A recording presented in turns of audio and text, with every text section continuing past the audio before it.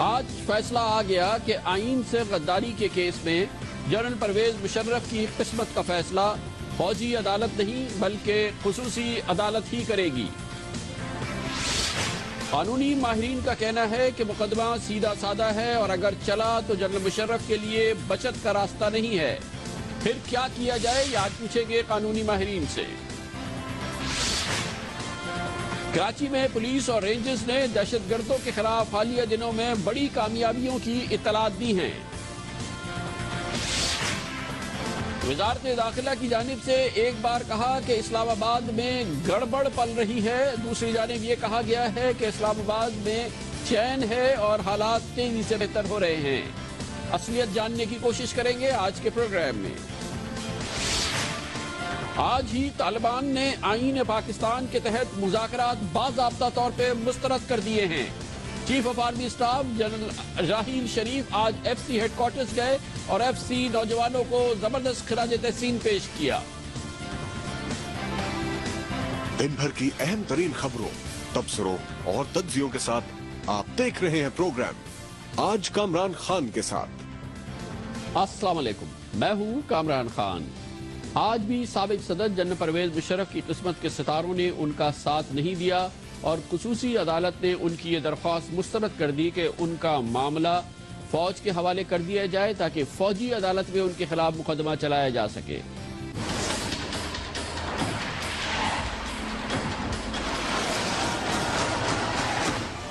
My dear countrymen, armed forces have moved in as a last resort.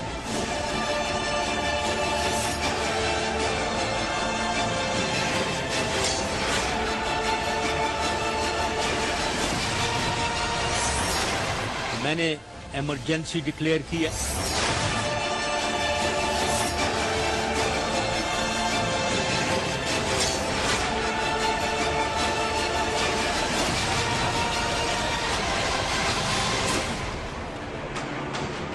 یقینی طور پہ general Pervez Musharraf کے چمکتے ہوئے قسمت کے ستارے اب ماند پڑ گئے ہیں اور جب برا وقت آتا ہے تو مسلسل بری خبریں آتی ہیں۔ آج ایک برا دن تھا جنرل پرویز مشرف کے اس کیس کے حوالے سے جو پاکستان کی تاریخ میں پہلی بار رجسٹر کیا گیا ہے، جس میں جنرل پرویز مشرف پر آئین سے غداری کا کیس بنایا گیا ہے اور ان پر آئین کی شق 6 کی خلاف ورزی کا الزام ہے۔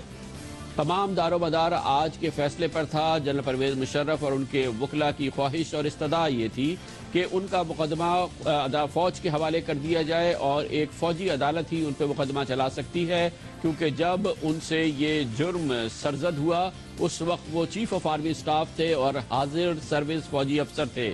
آج اسی خصوصی عدالت میں جو کہ ان پر مقدمہ چلانے کے لیے قائم کی گئی تھی، اس خصوصی عدالت نے یہ استدعا مسترد کر دی اور کہا جنرل پرویز مشرف پر اختیار سماعت ہے، ان پر مقدمہ چلانے کا اختیار سماعت خصوصی عدالت کے پاس ہے اور فوجی عدالت کے پاس نہیں ہے۔ آج اس 6 رکنی بینچ کے سربراہ جسٹس فیصل عرب نے اپنے اس فیصلے میں کہا کہ سنگین غداری کا مقدمہ فوجی عدالت میں چلانے کی خواست مسترد کی جاتی ہے۔ سنگین غداری کے مقدمے کی سماعت خصوصی عدالت کے سوا کسی اور عدالت میں نہیں ہو سکتی۔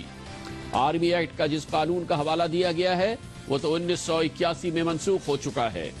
ریٹائرمنٹ کے بعد ملزم پر آرمی ایکٹ کا اطلاق نہیں ہوتا۔ خصوصی فوجی عدالت نے یہ بھی کہا کہ ملزم پر فرد جرم 11 مارچ کو عائد کی جائے گی اور ملزم یعنی جنرل پرویز مشرف 11 مارچ کو عدالت میں پیش ہوں۔ بہت اہم معاملہ تھا اور آج کا فیصلے پر یہ امیدیں تھی کہ جنرل پرویز مشرف کی قسمت کس جانب آگے بڑھتی ہے۔ اب یہ بات طے ہے کہ یہ مقدمہ خصوصی عدالت میں ہی چلے گا اور اس حوالے سے جنرل پرویز مشرف پر اب فرد جرم عائد ہوگی۔ دیکھنا یہ ہے کہ کیا وہ فرد جرم جب عائد ہو رہی ہے اس کے لیے ضروری ہے کہ جنرل پرویز مشرف 11 مارچ کو یا اس کے بعد جس تاریخ کو ہو وہ عدالت کے سامنے پیش ہو۔ اب اس سلسلے میں کیا ہوتا ہے فی الحال کچھ نہیں کہا جا سکتا، لیکن جنرل پرویز مشرف اس خصوصی عدالت میں چند روز قبل پیش ہو گئے تھے اور اس طرح سے انہوں نے اس عدالت کے حکم کی تعمیل کر دی تھی کہ وہ عدالت کے سامنے آئیں۔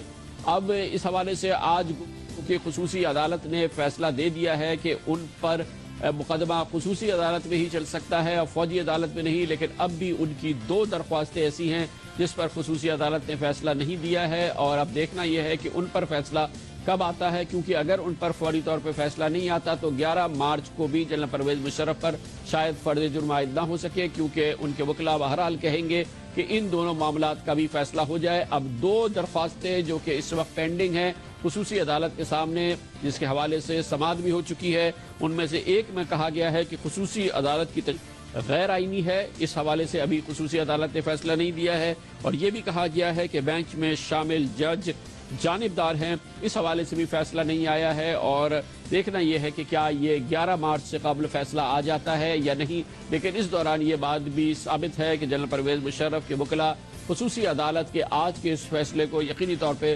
سپریم کورٹ آف پاکستان میں چیلنج کریں گے، اور دیکھنا یہ ہے کہ وہاں پر یہ مراحل کتنی تیزی سے ادا ہوتے ہیں، یا اس سلسلے میں سپریم کورٹ آف پاکستان باقاعدہ سماعت کرتی ہے۔ لیکن دیکھنا یہ ہے کہ سپریم کورٹ آف پاکستان کا اس حوالے سے کیا رد عمل ہوتا ہے۔ پہلے یہ دیکھیں گے کہ کب جنرل پرویز مشرف کے وکلاء یہ اس آج کے فیصلے کے خلاف اپیل دائر کریں گے۔ یقینی طور پہ جنرل پرویز مشرف کے وکلاء کی ٹیم کی، جو کہ پاکستان کے مایہ ناز ماہرین قانون پر مشتمل تھی، آج اس کی شکست ہوئی ہے، اور پروسیکیوٹر جنرل یعنی حکومتی وکیل جناب اکرم شیخ کے دلائل کا وزن زیادہ رہا ہے، اسی لیے خصوصی عدالت نے ان آرگیومنٹس کو رد کیا جو جنرل پرویز مشرف کی وکلاء کی ٹیم کی جانب سے آئے، اور ان آرگیومنٹس کو ایکسیپٹ کیا جو جناب اکرم شیخ نے پیش کیے۔ جنرل پرویز مشرف کے وکلاء کی ٹیم بھاری بھرکم ٹیم ہے، جس کی صدارت پاکستان کے سب سے سینئر ماہرین قانون میں سے ایک جناب شریف الدین پیرزادہ کر رہے ہیں۔ اس میں سابق اٹارنی جنرل جناب انور منصور، اس میں سابق وزیر قانون جناب ڈاکٹر خالد رانجھا، اس میں احمد رضا قصوری، فیصل چودھری اور رانا اعجاز شامل ہیں۔ 6 وکلاء کی بھاری بھرکم ٹیم ہے جسے آج شکست ہوئی ہے، اور آج قانون کی یہ جنگ بہرحال پاکستان کے سینئر وکیل اور سپریم کورٹ بار ایسوسی ایشن کے صدر جناب اکرم شیخ نے جیتی ہے۔ آج کے اس مرحلے میں جس میں جنرل پرویز مشرف کی درخواست کو رد کیا گیا، ان کے وکلاء کے دلائل رد ہو گئے، اس پر بات کرتے ہیں، اور اس کے لیے ہمیں ایک بار پھر جوائن کر رہے ہیں ہمارے سینئر کارسپونڈنٹ عبدالقیوم صدیقی۔ بہت بہت شکریہ قیوم صدیقی صاحب۔ جنرل پرویز مشرف کے وکلاء سے کیا کوئی بڑی فاش غلطی ہوئی ہے جس کی وجہ سے آج ان کی استدعا مسترد ہوئی، اور عدالت کو یہ کہنا پڑا کہ آپ جس قانون کا سہارا لے رہے ہیں وہ تو 1981 میں کالعدم ہو چکا ہے؟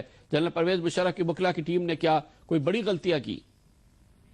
جی کامران سے اگر دیکھا جائے تو جو پرویز مشرف کے وکلاء ہیں ان کی جو حکمت عملی ہے اس کے اندر بہت ساری خامیاں جو ہیں وہ بظاہر نظر آ رہی ہیں۔ مثلا یہ کہ ان کی جو سب سے بڑی خامی وہ ہے وہ یہ ہے کہ وہ بجائے اس کے کہ قانونی نکات کے اوپر توجہ دیں، بلکہ وہ ان کی توجہ صرف اس بات کے اوپر ہے کہ کسی طرح سے اس مقدمے کو لٹکایا جائے اور اس کو طوالت دی جائے۔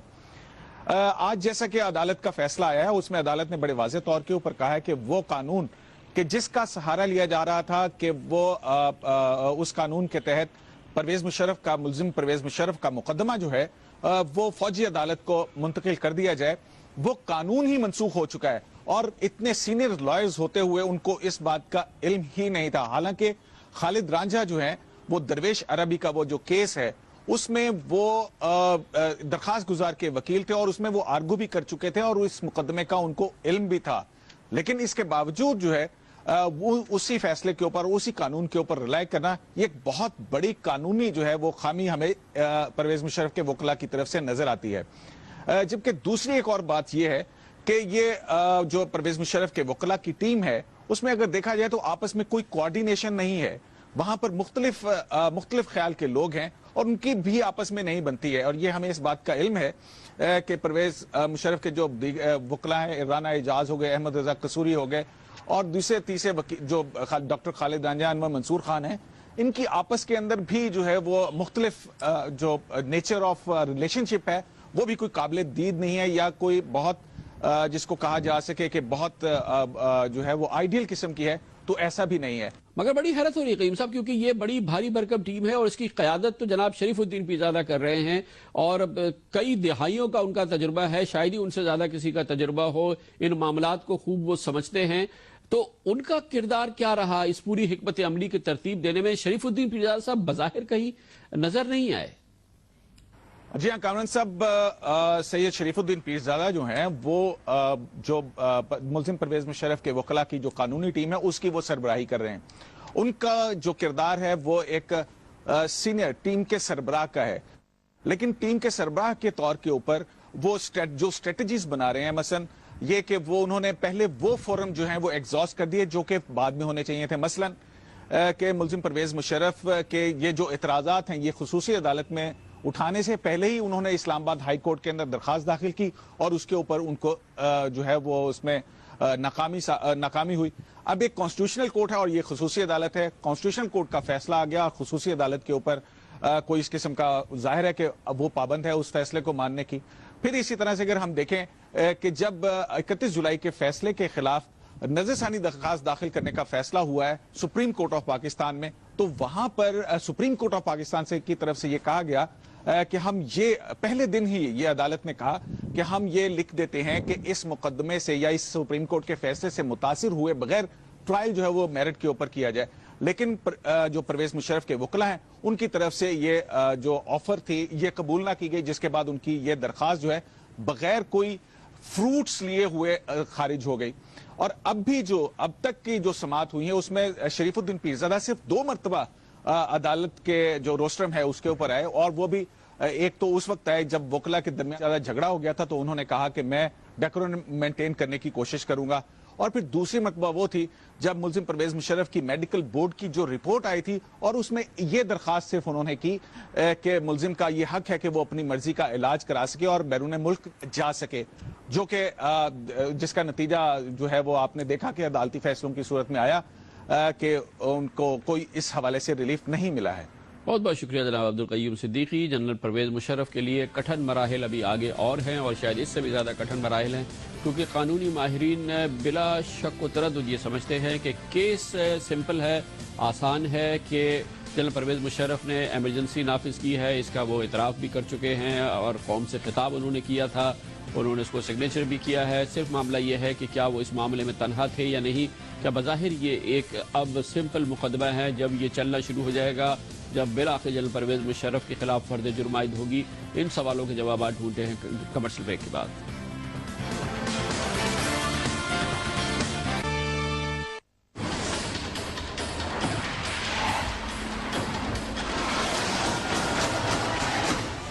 My dear countrymen, armed forces have moved in as a last resort.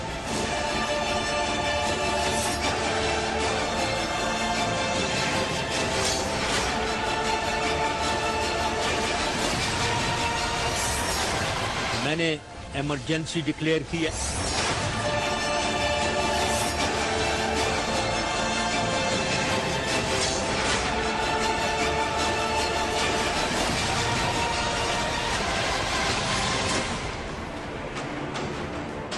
اب جبکہ حتمی طور پہ یہ طے ہو چکا ہے کہ پاکستان کی تاریخ میں آئین سے سنگین غداری کا پہلا مقدمہ پہلی بار کسی سابق چیف آف آرمی سٹاف، سابق صدر پاکستان پر خصوصی عدالت میں چلے گا، اور فوجی عدالت میں نہیں، اب تمام نگاہیں مرکوز ہیں اس مقدمے پر جو کہ خصوصی عدالت میں چلے گا اور اس کی میرٹ پر۔ لیکن یہ مقدمہ باقاعدہ طور پہ شروع ہو جائے اور جنرل پرویز مشرف پر اس سلسلے میں سب سے پہلے فرد جرم عائد ہو جائے، اب سے لے کے اس وقت تک پہلی سماعت ہوگی اس معاملے میں اس حوالے سے 11 مارچ کو، جب جنرل پرویز مشرف کو خصوصی عدالت میں پیش ہونے کے لیے کہا گیا ہے۔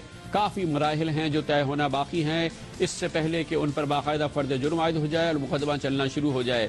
سب سے اہم چیز یہ ہوگی کہ اس حوالے سے یہ جو آج فیصلہ آیا ہے اس کو چیلنج کیا جائے گا سپریم کورٹ آف پاکستان میں، اور دیکھنا یہ ہے کہ سپریم کورٹ آف پاکستان اس پر کس انداز سے اس پر رد عمل آتا ہے اس کا، اور سپریم کورٹ آف پاکستان اسے کیسے ٹریٹ کرتی ہے۔ اس کے علاوہ یہ بات بھی بہت اہم ہے دیکھنے کی ہے کہ جب یہ مقدمہ سپریم کورٹ آف پاکستان سے نکل کے خصوصی عدالت میں چلتا ہے تو وہاں پر جنرل پرویز مشرف کی لیگل ٹیم جسے پہلے مرحلے میں یقینی طور پہ ایک اہم مرحلے میں شکست ہوئی ہے، اب کیا حکمت عملی مناتی ہے۔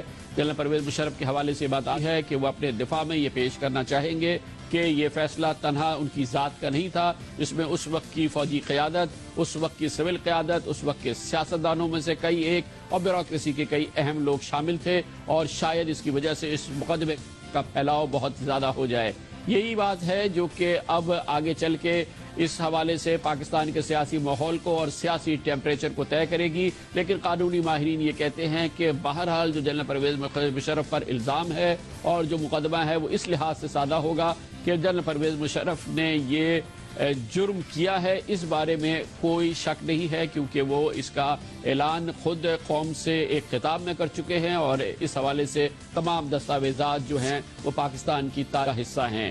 جنرل پرویز مشرف پر خصوصی عدالت قائم ہوئی تقریباً 60 روز ہو چکے ہیں۔ گزشتہ سال 24 دسمبر سے یہ مقدمہ شروع ہوا تھا اور اس کے 9 روز بعد جنرل پرویز مشرف اس خصوصی عدالت میں پیش نہیں ہوئے تھے، لیکن عدالت میں آتے ہوئے ان کی طبیعت خراب ہوئی اور جس کے بعد سے وہ arm forces institute of cardiology میں داخل ہیں، جہاں ان کے بارے میں بتایا گیا ہے کہ وہ عارضہ قلب میں مبتلا ہیں اور اب کل ملا کے 51 روز ہو چکے ہیں کہ وہ AFIC میں ہی زیر علاج ہیں، اور کل بھی وہ حالیہ دنوں میں جب وہ خصوصی عدالت کے سامنے پیش ہوئے اس کے بعد سے بھی وہ AFIC میں ہی ہیں۔ یہ مقدمہ کہ واقعی سادہ نوعیت کا ہے اور آئندہ کی حکمت عملی جنرل پرویز مشرف کے وکلاء کی کیا ہوگی، یہ بھی بہت اہم حصہ ہے، اس پر ہم بات کرتے ہیں۔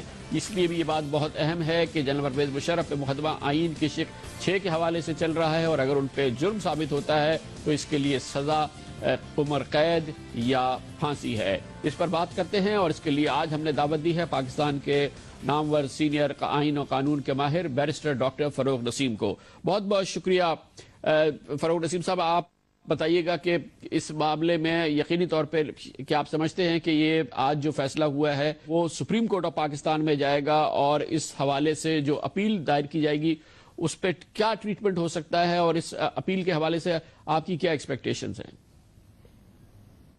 خیال میں ٹھوس وجوہات ہیں۔ وجہ یہ ہے کہ جو 1977 کے امینڈمنٹ کی بات ہوئی ہے اس میں تو یہ لکھا ہوا ہے کہ سیویلینز جو ہیں ان کا تمام کا آرٹیکل 6 کا یا اور وہ تمام سیکشنز جو اس میں لکھے ہوئے ہیں ان کا ٹرائل آرمی ایکٹ کے تحت چلے گا، اور اس کو لاہور ہائی کورٹ نے 1980 میں کالعدم کیا، جو کہ صحیح کیا۔ تو یہ یہاں پر تو پوائنٹ ریلیونٹ تھا نہیں، یہاں پر تو پوائنٹ یہ تھا کہ کیونکہ پرویز مشرف صاحب نے یہ ایمرجنسی جو ہے ایز ملٹری جنرل لگائی ہے، لہٰذا ان کا ٹرائل جو ہے وہ آرمی ایکٹ کے تحت چلنا چاہیے۔ ایک تو مطلب یہ جو آرڈر آیا ہے یا جو آرگیومنٹس ہوئے ہیں اس میں یہ ایک بنیادی تھوڑا سا فرق نظر آ رہا ہے جو کہ شاید نہیں ہونا چاہیے تھا۔ دوسری بات یہ ہے کہ جو ججمنٹ میں یہ لکھا ہوا ہے کہ ریٹائرڈ کیونکہ پرویز مشرف صاحب ہو گئے لہٰذا ان کا یہ کیس جو ہے وہ آرمی ایکٹ کے تحت نہیں چلے گا، تو اس کے لیے سمپل بات یہ ہے کہ جب پرویز مشرف صاحب نے یہ اقدامات اٹھائے تھے تو اس وقت ریٹائرڈ نہیں تھے، نمبر 1۔ نمبر 2، میرے خیال میں مطلب بات یہ ہونی چاہیے تھی عدالت میں کہ اگر تو پرویز مشرف نے یہ عمل جو ہے ایز سویلین صدر لگایا ہے تو اس میں انہوں نے کانسٹیٹیوشن کو ایبروگیٹ نہیں کیا، لہٰذا آرٹیکل 6 کا اطلاق نہیں ہوتا۔ جیسے نواز شریف صاحب کے دور میں 99 میں ایک ایمرجنسی لگی جو کہ سپریم کورٹ نے اس کو کالعدم کر دیا، تو اس پہ آرٹیکل 6 تھوڑی ہوا۔ اور کتنے ایکٹ ایسے ہیں جس پہ اگر کوئی عمل ہوتا ہے کانسٹیٹیوشن کے خلاف تو آرٹیکل 6 تھوڑی ہوتا ہے۔ اور الٹرنیٹیو آرگیومنٹ یہ رکھنا چاہیے تھا کہ اگر پرویز مشرف صاحب نے یہ اقدامات جو ہیں وہ ملٹری ڈکٹیٹر کی حیثیت سے کیے ہیں تو پھر یہ آرمی ایکٹ کے تحت چلے۔ تو یہ تھوڑا سا شاید کنفیوژن ہو گیا ہے کہیں پر، میں اس کے بارے میں یہ نہیں کہوں گا کہ کہاں سے ہوا ہے، لیکن میرا خیال میں ضرور کرنی چاہیے ان کو سپریم کورٹ میں۔ تو آپ کو کیا لگتا ہے اتنی پاورفل لیگل ٹیم تھی جنرل پرویز مشرف کی، اس نے کہیں بنیادی طور پہ اس کی حکمت عملی میں خامیاں ہوئی ہیں یا بنیادی غلطیاں ہوئی ہیں آپ کے خیال میں؟ دیکھیں، مقدمہ نیچرلی اس کا ایک پرسیپشن ہے، مقدمہ اتنا آسان نہیں ہے۔ اگر پرسیپشن نہیں ہوتا اس طرح کا تو یہ مقدمہ اتنا مشکل بھی نہیں تھا۔ کسی لائر پہ یا لیگل ٹیم پہ تو میں کامنٹ بالکل نہیں کروں گا، سارے اچھے کمپیٹنٹ وکیل ہیں، سارے میرے دوست ہیں، تو لہٰذا کسی پہ کوئی، لیکن ایک دو چیزیں ایسی ہیں کہ مثال کے طور پہ ایک آرٹیکل 25 ہے کانسٹیٹیوشن کا جو کہ ڈسکرمنیشن کی بات کرتا ہے، اور ڈسکرمنیشن کا پوائنٹ بڑا ویلڈ ہے، اور وہ ویلڈ یہ ہے کہ 12 اکتوبر 99 کا ایک عمل ہے، اس سے پہلے ضیاء الحق صاحب کا مارشل لا ہے، اس سے پہلے ایوب صاحب کا یا یحییٰ صاحب کا مارشل لا ہے۔ آرٹیکل 6 کا جو قانون ہے وہ تو 23 مارچ 1956 سے مروج ہے۔ تو اگر تو کوئی بھی آرٹیکل امپورٹنٹ ہے فنڈامنٹل رائٹ کا کانسٹیٹیوشن کے حساب سے تو آرٹیکل 25 بڑا امپورٹنٹ ہے، ایکوالٹی کا کانسیپٹ ہے اس میں، اور اس میں یہی ہے کہ اگر صرف ایک چیز کو لیا جائے جو کہ 3 نومبر 2007 کی بات ہے اور باقیوں کو اگنور کر دیا جائے تو وہ آرٹیکل 25 کے خلاف ہے۔ نہ صرف اس کی چارہ جوئی جو ہے وہ ہائی کورٹ یا سپریم کورٹ میں بھی ہو سکتی ہے، بلکہ ٹرائل کورٹ میں بھی جو اسپیشل کورٹ ہے وہاں یہ ایک پوائنٹ لیا جا سکتا ہے۔ اور اس کے علاوہ سب سے امپورٹنٹ پوائنٹ ہے آرٹیکل 6 کی جو لینگویج ہے۔ آرٹیکل 6 کی جو لینگویج ہے وہ میرے خیال میں کور نہیں کرتی 3 نومبر 2007 کے مشرف صاحب کے عمل کو۔ تو میرا اپنا خیال تو یہ ہے کہ آئی ایم شور وکلا بڑے اچھے ہیں، وہی پوائنٹ ریز کریں گے کسی اسٹیج پہ، اور شاید کیے ہوں انہوں نے، مجھے نہیں پتا، لیکن یہ پوائنٹ ریز بھی چاہیے اور ان کا فیصلہ بھی آنا چاہیے۔ اچھا، یہ جو تاثر ہے، پرسپشن ہے فاروق نسیم صاحب کہ یہ ایک بڑا سمپل سا کیس ہے کیونکہ جنرل پرویز مشرف نے ایمرجنسی نافذ کی اور اس کے لیے کسی مزید ثبوت کی ضرورت نہیں ہے، اس لحاظ سے یہ آئین کی شک کی خلاف ورزی ہوئی جس کے بارے میں آپ کہتے ہیں کنفیوژن ہے۔ یہ معاملہ جو ہے، یہ کیس جو ہے، یہ سادہ سا ہے، بہت طویل عرصے نہیں چلے گا، اور حکومتی وکیل جناب اکرم شیخ نے بھی کہا کہ 4-5 دن کی سماعت کے اندر اس کا فیصلہ آ جانا چاہیے۔ آپ کے نزدیک یہ ہے سادہ سا معاملہ؟ نہیں، بالکل سادہ نہیں ہوگا، اور اس کے اندر اگر مشرف کے وکلا جو ہیں لسٹ آف وٹنسز دیں، کس کس کو ایویڈنس کے کٹہرے میں لیا جائے گا، کتنے ایگزامینیشن اور کراس ایگزامینیشن ہوں گے، وہ تو بہت ہی لمبی فہرست بن سکتی ہے، اور شاید بنائیں گے وہ لوگ۔ تو اگین میں اس سے ایگری نہیں کرتا کہ یہ کوئی سادہ مقدمہ ہوگا۔ یہ پاکستان میں اس نوعیت کا پہلا فیصلہ ہے، اور یہ صرف پاکستان میں نہیں، دنیا جہاں میں بھی جو ٹریزن ہے اس پہ مثالیں موجود ہیں۔ مثال کے طور پہ آسٹریلیا میں آج کل ایک ٹریزن کے بارے میں باقاعدہ ایک سماعت چل رہی ہے۔ تو میرا نہیں خیال کہ یہ اتنا سادہ مقدمہ ہے، اور اس میں ٹائم لگ سکتا ہے۔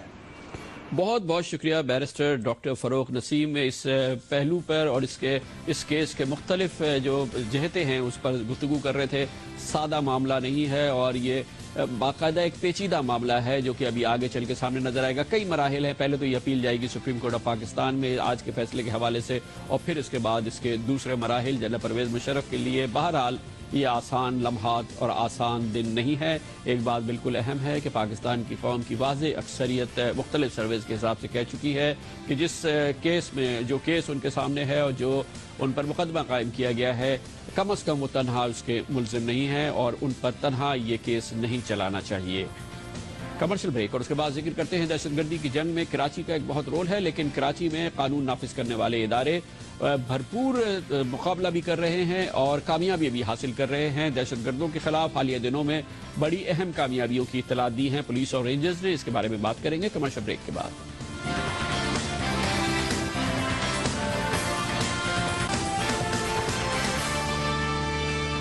Welcome back. یقینی طور پہ حالیہ ہفتوں میں کراچی میں دہشت گردی کے بڑے واقعات ہوئے، اور ایسا لگا کہ دہشت گرد کامیاب ہو رہے ہیں۔ مختلف بڑے حملے ہوئے ہیں، گو کہ یہ حملے بڑے تھے، ان کی گونج بہت زیادہ تھی۔ اس گونج میں دب گئی وہ بڑی کامیابیاں جو اس دوران قانون نافذ کرنے والے اداروں نے، پولیس اور رینجرز کے دستوں نے حاصل کی، جو مسلسل کارروائیاں کر رہے ہیں دہشت گردی کے ٹھکانوں کے خلاف، بڑے دہشت گردوں کے خلاف اور ان کے ساز و سامان کے خلاف۔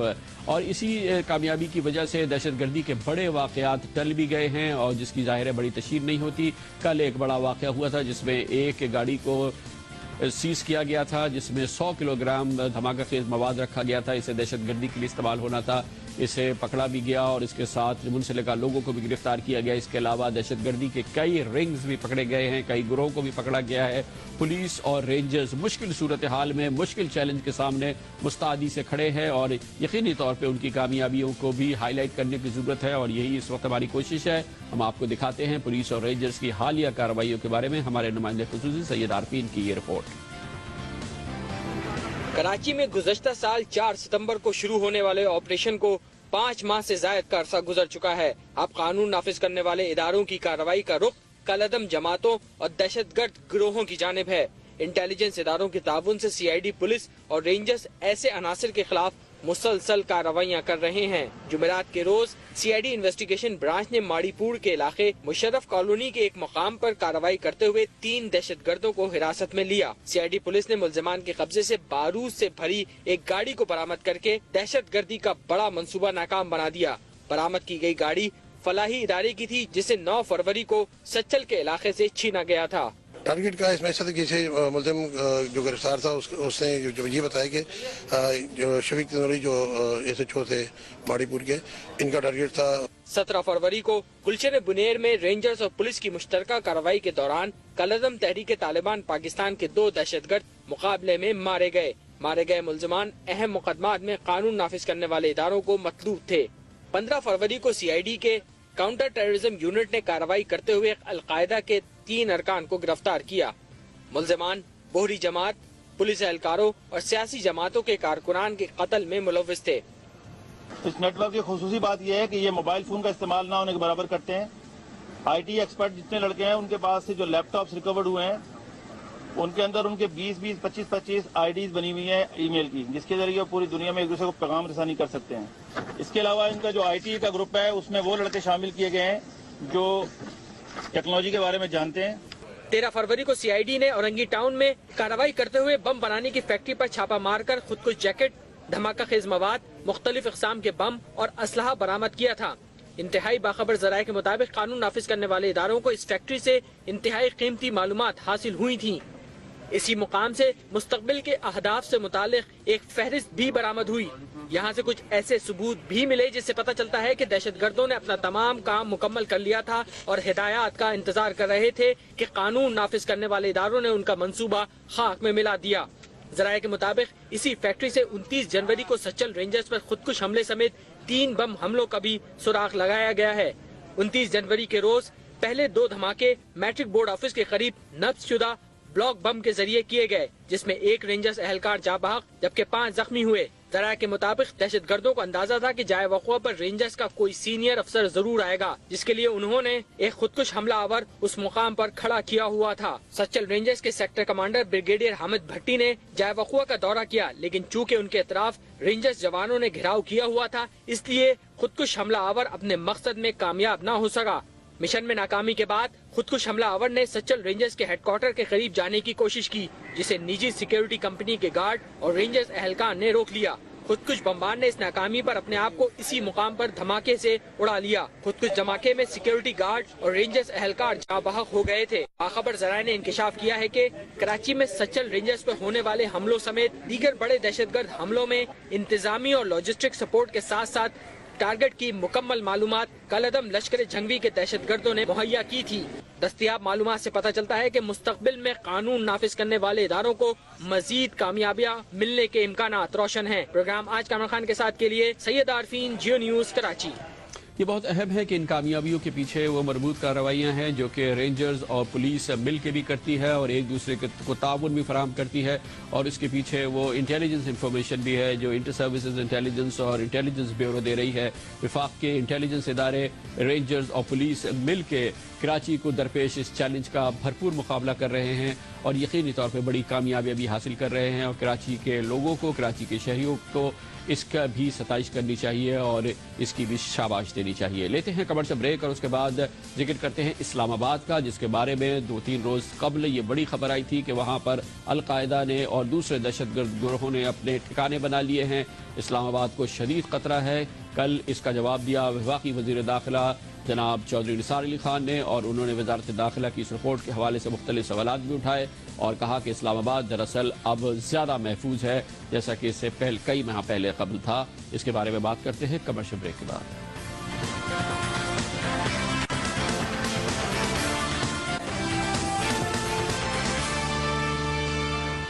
Welcome back. बुध के रोज की सुबह के अखबारात में ये खतरनाक खबर शाया हुई कि इस्लामाबाद पाकिस्तान का एक खतरनाक शहर बनता जा रहा है। यहाँ पे अलकायदा, तहरीक तालिबान और लश्कर जंगवी वगैरह ने स्लीपर सेल्स बनाए हुए हैं, जिसकी वजह से इस्लामाबाद को दरपेश खतरे में इजाफा हुआ है। यकीनी तौर पर ये एक सनसनीखेज खबर थी पाकिस्तान के दारुल हुकूमत के हवाले से, और इस सनसनीखेज खबर की क्रेडिबिलिटी में इजाफा हो गया जब पाकिस्तान के क्राइसिस मैनेजमेंट सेल के सरबराह जनाब तारिक लोधी, जो वजारत दाखिला के तहत काम करता है, उसने قومی اسمبلی کی قائمہ کمیٹی کو اس حوالے سے تفصیلی بریفنگ دی، جس میں اسلام آباد کے حوالے سے اس خطرے کو اجاگر کیا گیا۔ پاکستان میں جو پوری انٹرنل سیکیورٹی کی سچویشن، اس حوالے سے بھی کرائسس مینجمنٹ سیل کے سربراہ نے بریفنگ دی، لیکن اس میں اسلام آباد کا معاملہ جو ہے وہ انتہائی سیریس شکل اختیار کر گیا۔ اطلاعات کے مطابق اسلام آباد میں موجود سفارتی مشنز نے اس حوالے سے اپنی تشویش کا اظہار کیا۔ اسلام آباد میں آنے والے غیر ملکی وفود نے اس حوالے سے معلومات جاننے کی کوشش کی، اور یقینی طور پر پاکستان کے امیج کے حوالے سے اور اس کے دارالحکومت کے حوالے سے یہ ایک بہت ہی پریشان کن ڈیولپمنٹ تھی۔ اسی حوالے سے کل وفاقی وزیر داخلہ جناب چودھری نثار علی خان نے ایک پریس کانفرنس کی، جس کا بڑا حصہ انہوں نے وقت دیا اسلام آباد کی سیکیورٹی کے حوالے سے۔ خاص طور پہ انہوں نے اس بریفنگ کا بھی ذکر کیا جو کہ اخبارات میں شائع ہوئی تھی اور قومی اسمبلی کو دی گئی تھی۔ انہوں نے کہا کہ یہ دراصل ایک مجموعی طرح کی بریفنگ تھی اور آج کی پریس کانفرنس وہ اس کی تصحیح کے لیے کر رہے ہیں، اور بلکہ انہوں نے کہا کہ اسلام آباد کی صورتحال پہلے کے مقابلے میں بہت بہتر ہوئی ہے۔ گزشتہ 7-8 مہینوں کے دوران اسلام آباد میں ایک دہشت گردی کا صرف ایک ہی واقعہ ہوا ہے، وہ بھی اسلام آباد کی حدود کے باہر ہوا ہے۔ اسلام آباد کو محفوظ بنایا گیا ہے، اسلام آباد پہلے سے کہیں زیادہ محفوظ ہے، اور اس حوالے سے جو تفصیلی انتظامات کیے گئے ہیں اس کا بھی احوال جناب چودھری نثار علی خان نے دیا۔ ہم نے اسلام آباد کے اندر ایک ریپڈ ریسپانس فورس ترتیب دی ہے۔ ہم نے انہیں سٹن گن سے لیس کیا ہے جو اس سے پہلے نہیں تھا۔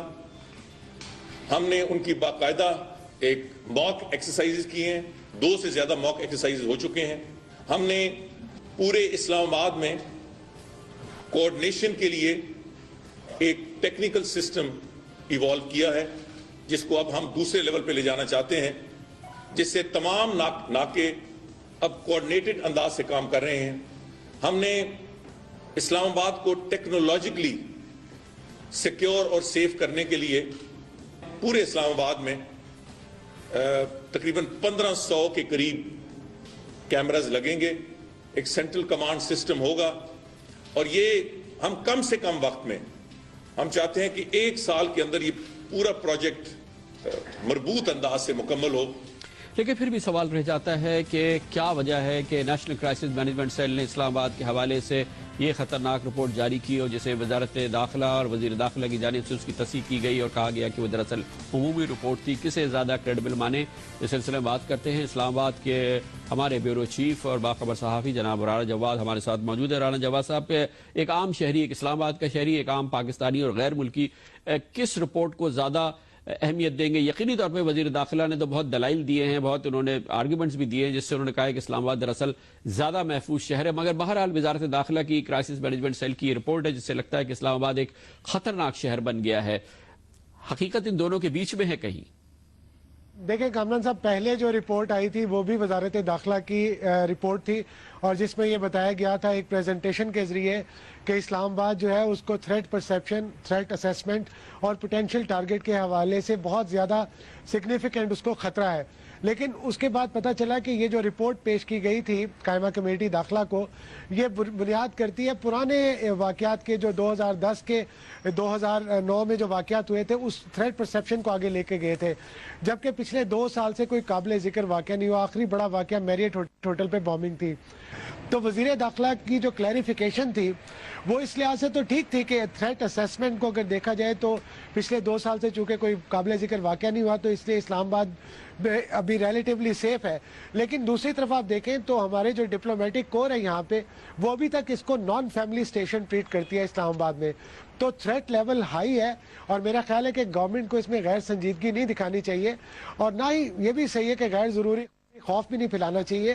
لیکن جو کام انٹیلیجنس ایجنسیز نے کرنا ہے، جو پولیس نے کرنا ہے، وہ ضرور کرنا چاہیے۔ اور جس طرح ہم نے دیکھا کہ چند دنوں، چند ہفتوں میں، چند ماہ پہلے جو گروپس پکڑے گئے، یہ کارروائی رہنی چاہیے۔ جی رانا جواد صاحب، یہ بتائیے گا کہ اسلام آباد میں کے حوالے سے مجموعی طور پہ جو انٹرنل سیکیورٹی سچویشن ہے، کیا واقعی intelligence agencies, national crisis management cell, ministry of interior اور تمام یہ جو جزیات ہے وفاقی حکومت کے اس حوالے سے، یہ سب ایک صفحے پر ہیں؟ ظاہر ہے فیڈرل جو ایجنسیز ہیں انٹیلیجنس کی، ان کا کام ہے انٹیلیجنس کی کلیکشن کرنا، اور جو پولیس ہے وہ آپ کی گراؤنڈ لیول پہ آپریٹ کرتی ہے۔ انٹیریئر منسٹری جو ہے وہ براہ راست پولیس کے انچارج ہے۔ اس کے علاوہ انٹیلیجنس ایجنسیز کی फीडबैक इसको आती है जो कि प्राइम मिनिस्टर के अंडर है, जिसमें इंटेलिजेंस ब्यूरो है या इंटर सर्विसेज इंटेलिजेंस है। तो कोई अनफॉर्चुनेटली कोई मैकेनिज्म ऐसा नहीं है जहां पे इन दोनों के राब्ते जो हैं वो बढ़ाए जाएं। जो इन्फॉर्मेशन आपको इंटेलिजेंस से आ रही है और जो इन्फॉर्मेशन आपकी ग्राउंड पे आ रही है उनकी कोऑर्डिनेशन आपस में की जाए, उनको आपस में कोलैबोरेट कैसे किया जाए और उसके बाद एक स्ट्रेटजी कैसे बनाई जाए।